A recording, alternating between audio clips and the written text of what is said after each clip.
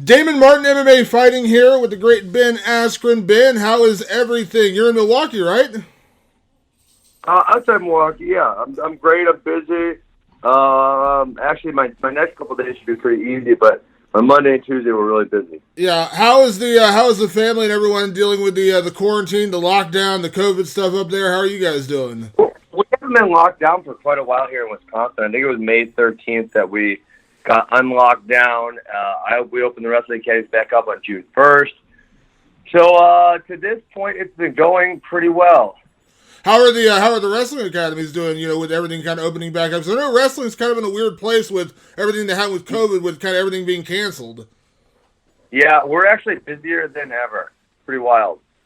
It's good to hear. Good to hear. So obviously, Ben, always good to catch up with you. Lots to talk about, and I want to start here because one of the reasons I reached out to you originally was to talk to you about all the conversations we've been having recently about fighter pay. But then this last weekend, you put out a tweet that kind of blew up when Mike Perry talked about his taxes.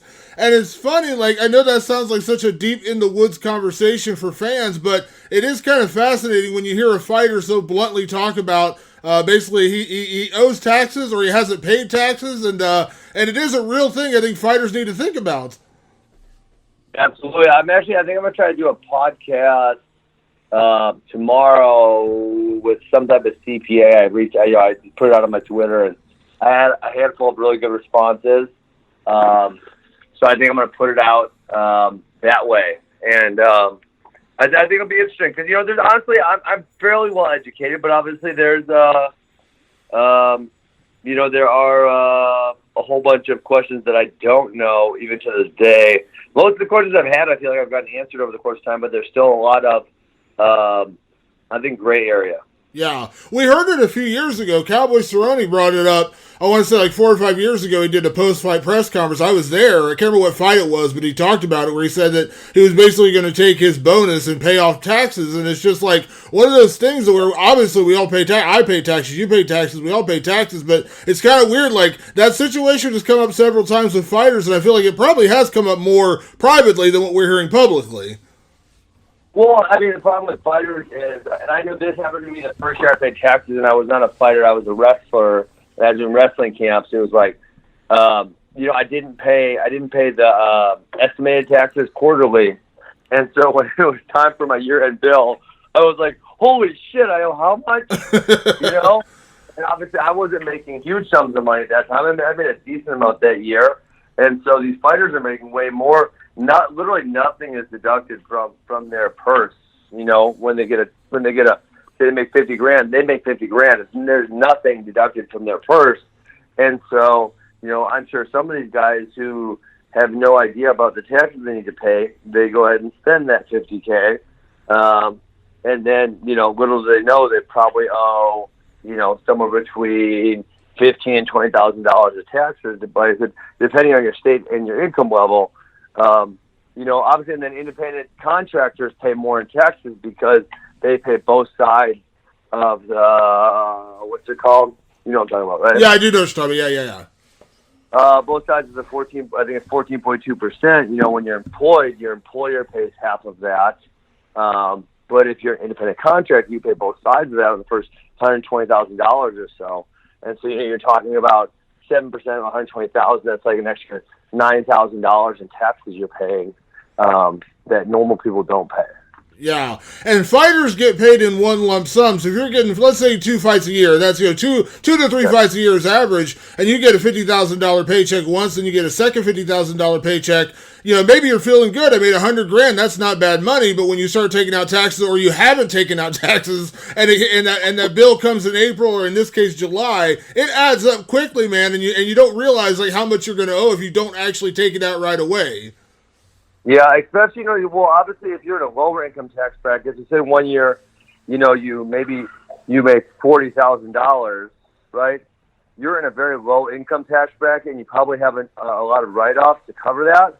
But then, say next year you get a new contract, or maybe you get a knock out of the night bonus, and you make $150 instead of the $30 that you made the year previous.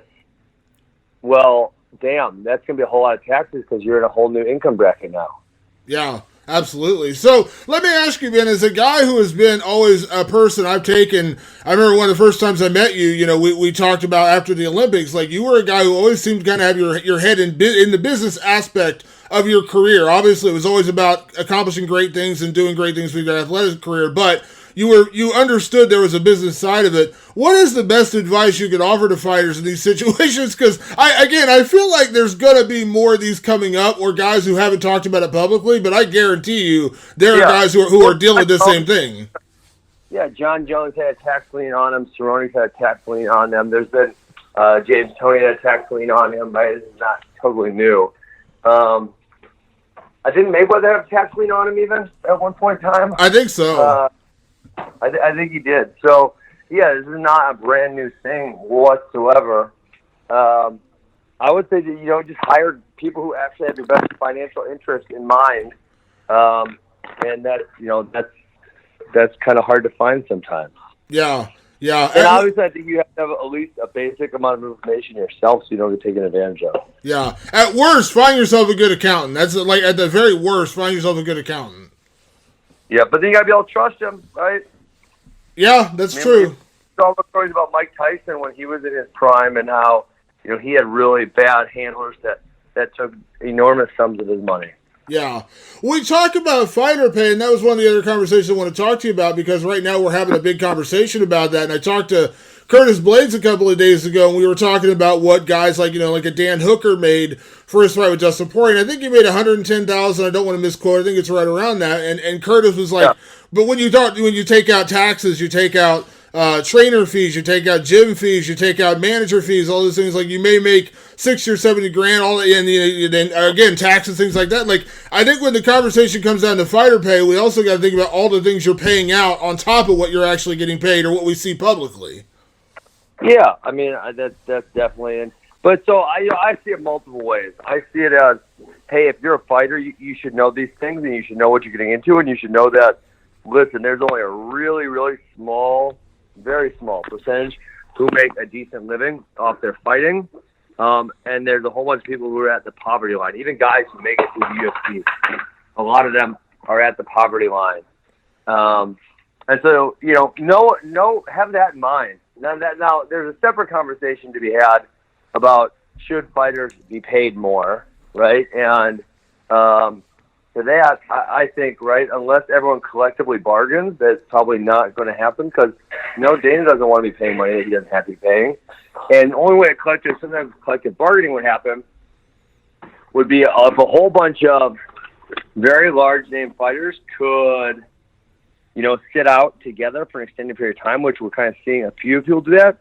But then it's like, how long can they actually last, right? Can they last 12 months? Can they last 18 months? Because most fighters, like we're talking about fighters don't pay their taxes, how many fighters have a 12 to 18 month reserve where they could just sit out and not worry about it? And the answer to that is probably very, very few, even on the high end.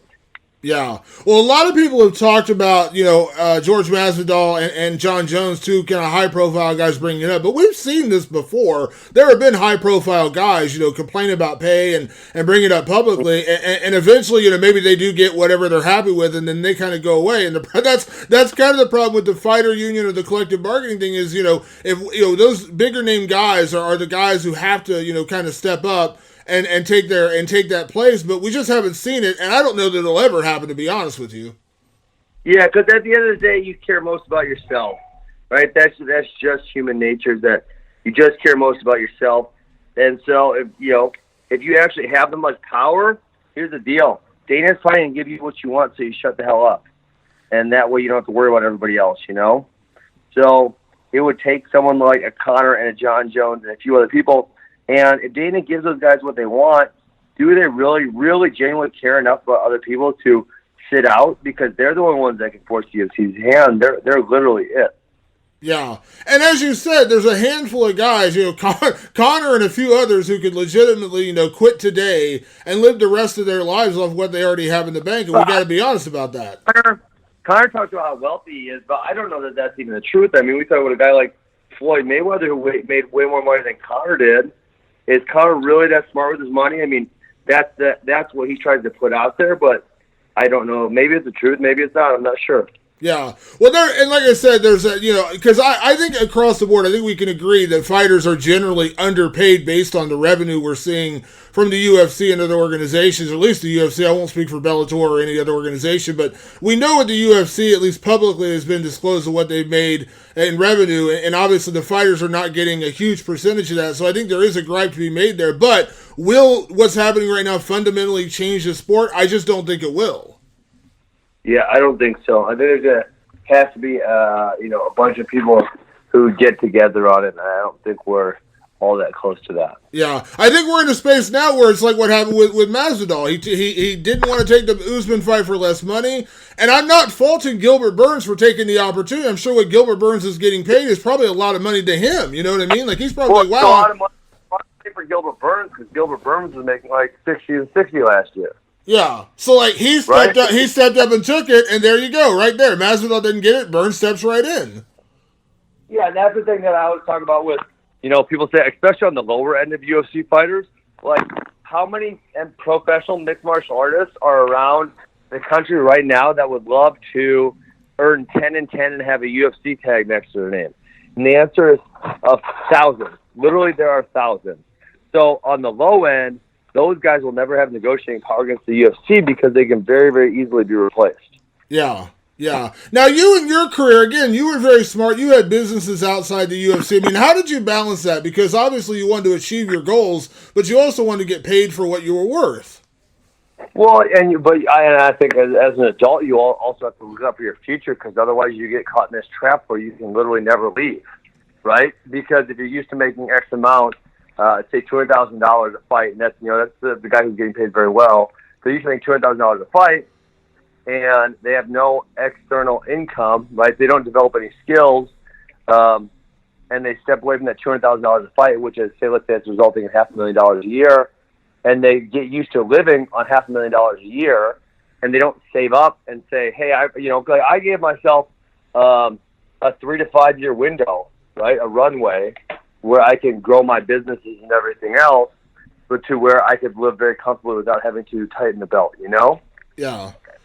And so give yourself a runway and have other things that you're doing, and and that's kind of I think they have to think about it. Yeah, I made probably close to $1 million last year when you include everything.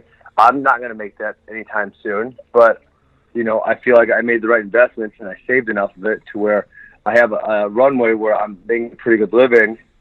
And I'm going to continue to develop my businesses and grow other things I'm doing as well. Yeah, and investing wisely in other things, because you see it now, like I talked to Daniel Cormier, and he said, the reason I can walk away is because I do have other things going on. I have other things in my life to keep my attention, but also other things to pay me and make money. And obviously, there's only so many UFC commentary jobs out there, but there's other avenues. I know you're big into cryptocurrency. Like that's like whatever it is, find something to invest your money in, because again, fighting can't last forever. But unfortunately, and you know this as well as I do, Ben, that the amount of guys who retire and come back, it's a huge list of guys who don't stay retired in the sport. Do not, and so not just investments, but literally find other skills, because even if you have enough money, you're going to need to do something or you're going to be bored as shit, right? Find another skill, find another job you want to do, find a hobby, find something you're passionate about, and use your notoriety that you have while you're fighting to help develop that business or that hobby or whatever it is. Yeah, but when you look at a guy like George, you look at a guy like John Jones, like as a guy from the outside looking in, but also as a guy who's been there, do you believe in your head, like, yes, they are underpaid right now and they have a valid gripe for why they're upset? George would be more debatable, right? I mean, yes, he did get very popular because of our fight. But his pay bump, and so I don't know what his contract says. He got a gigantic pay bump. I mean, like we're talking 2,000% from my fight versus him to the next one, which is an Nate Diaz fight, right? I think he made $2 million for that fight or something, which is, I want to say he made around $200,000 for our fight, somewhere in that avenue. And so, that would be one where it's like, can he be a sustainable star for them? And that is, I don't know. John Jones obviously has been a star for a long time. I don't have any idea what John Jones is really getting paid. So I don't want to comment on whether he's underpaid or not. I don't know what it is. Obviously, he's standing out for a reason. John Jones feels as though he's underpaid. But without knowing actually what he's getting paid, I'm not going to go ahead and say he's underpaid because I have no idea. Yeah, it's a weird thing because, like I said, I think everyone would like to make more money, but as I keep going back to this, will it fundamentally change? I don't know that it ever will. Yeah. Before I let you go, Ben, I was watching your podcast the other day, and I mentioned the cryptocurrency thing. You had Ben Mesrick on, man. I'm such a huge fan of his. I didn't know you had him on. I saw him the other day, and I was like, oh, wow, that's really cool. Ben Mesrick is such a smart dude. He wrote for the show Billions this year, which is a show I love, and I saw he was on your podcast. Yeah, I thought that was really cool. Yeah, I mean, so I read his book, Bitcoin Billionaires, and I had also known that he obviously wrote the Social Network. I'm sorry, that was the name of the movie. The name of the book was actually No Billionaires. So I knew he did those two. And I totally didn't even realize that he had written the book Bringing Down the House, which was then made into the movie 21, which that inspired me to count cards. So it was like all these things. So I'm like, oh my gosh, I'm a huge fan of this guy. Yeah, and then we got to interview him, and we talked about Billions, which is a show I watch. And, man, he was awesome. He told some really great stories. And, yeah, so it's been fun doing the Funky Crypto podcast. We've been able to attract a whole bunch of big names and just really, really fascinating, smart, interesting personalities that we get to talk to every week. It's awesome. Yeah, it's funny you say that. When you get done with fighting, you got to find other things to do, and I feel like you're busier now, or as busy now as you ever were during your fight career. I feel like I'm putting all my effort into social media, and business stuff. Whereas, before I was more worried about training and that type of stuff. Yeah. Last thing before I get you out here, Ben, I think I saw on Twitter you answered somebody, maybe it was a few weeks ago, about your hip surgery. Are you still doing that this year? I know everything's kind of been thrown off with the whole COVID thing. Are you still doing that this year? I'm doing September 1st. Okay, cool. Well, Ben, I always appreciate you taking... I'm doing it in Ohio, too. I'm doing it in Cleveland. Oh, you are? Okay. Is it very cool. Well, very cool. Yeah, I know that's. I've been there before. It's a great. I'm not a doctor, but I know it's a great facility. Obviously, a huge place. I went up there with the UFC a few years ago when they were doing their concussion study up there. Oh, nice. Yeah, cool. Very cool. Well, Ben, I always appreciate the time, man. Glad you're doing well. Always appreciate you taking the time to catch up, man. And like I said, glad you and the family are doing well with all the craziness going on, and hopefully we can catch up again soon. Yep. Have a great day, Damon. Thank you. All right, Ben. Talk to you soon, buddy.